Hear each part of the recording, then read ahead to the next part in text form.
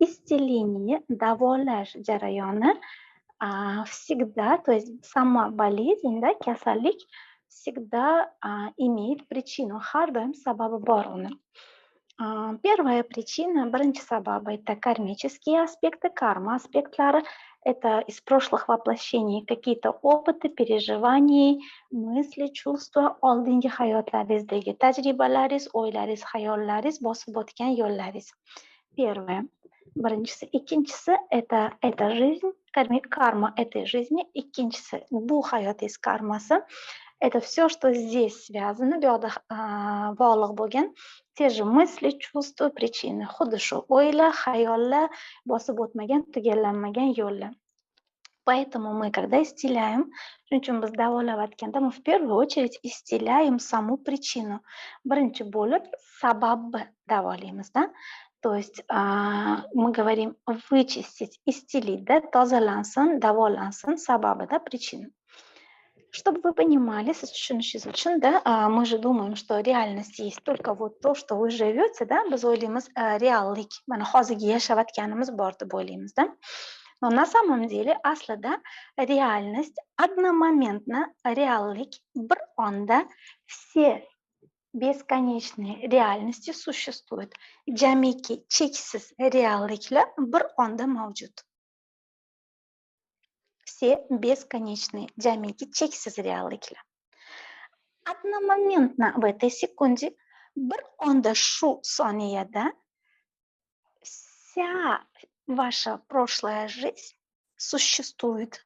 Butun sizni oldingi hayotingiz mavjud. Одномоментно, bir onda. Одномоментно все параллельные реальности bir onda har bir parallel bo'lgan realliklar mavjud. Вы можете попадать в любые реальности, вы можете проживать любую реальность одномоментно. Siz ixtiyoriy reallikka o'ta olasiz, ixtiyoriy real hayotda bir onda yashay olasiz.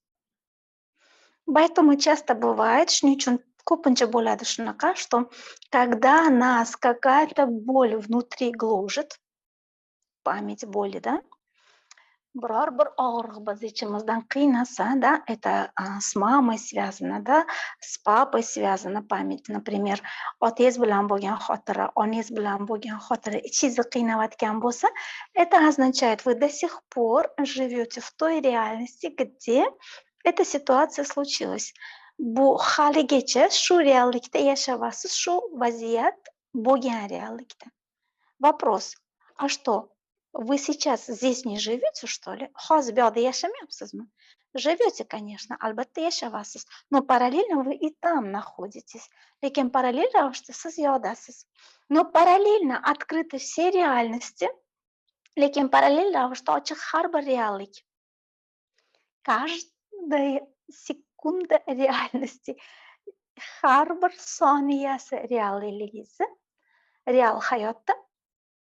Например, мы же говорим телепортировать в то измерение, где это случилось. Телепортация qilinsin shu o'lchamga, bu bajarilgan o'lchamga deymiz-ku, да? Мы в этот момент имеем в виду, bu paytda shuni nazarga olamizki, то есть, значит, есть та реальность, где я уже купила дом.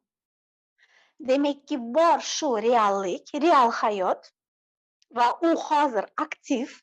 Man uy sotib olib bo'lgan reallik. Значит, есть та реальность, где я уже вышла замуж. Man turmushga chiqib bo'lgan reallik bor, уже mavjud. Или есть та реальность, где я зарабатываю $10 000 каждый месяц. Yoki bor shu reallik, man har oy $10,000 ishlab topayotgan realligim. Да? Понятно? Это место bu joy tushunarlimi? То есть вы должны понимать, одномоментно существует та реальность, где вы здоровы, где вы пробуждены. Siz tushunishingiz kerakki, bir onda mavjud shu reallik, siz уже sog'lom bo'lgan realligingiz, mutlaqo sog'lom. Siz уже mutlaqo boy bo'lgan realligingiz yoki mutlaqo uyg'onib bo'lgan реаллыгиз mavjud. Hozir va shu yerda mavjud. Вот, понимаете, да? Теперь, endi, смотрите, так как мы работаем на частоте кванта, biz kvant частотасida ishlayotganimiz uchun, это означает скорость кванта, квант tezligida, квант вот так не передвигается, да? Квант, то есть элемент кванта. Квант donasi mana bundoq o'tmaydi. Квант исчезает с одного места, появляется в другом. Он вот так не переходит.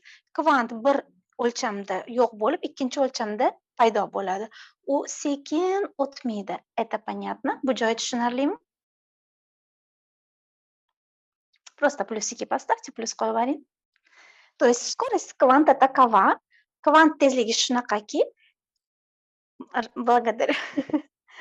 Квант tezligi shunaqaki, скорость кванта такова, что квант почти не имеет никакой скорости. Квант deyarlik tezligi yo'q, deyarlik, почти. Квант не имеет времени, vaqti yo'q, не имеет пространства, masofa yo'q. Ya'ni, то есть квант не знает, что такое время, пространство. Квант bilmaydi nima u vaqt, nima u masofa. Для кванта не нужно времени, поэтому квант только телепортируется. Kvantga kerak emasligi uchun na vaqt, na masofa, shuning uchun kvant faqat teleportatsiya qiladi. Teleport, ya'ni bir joyda yo'q bo'lib qolib, ikkinchi joyda paydo bo'lish. Да, телепорт, то есть с одного места исчезает, в другом месте появляется. Эта часть понятна? Bu joyi tushunarli bo'ldimi?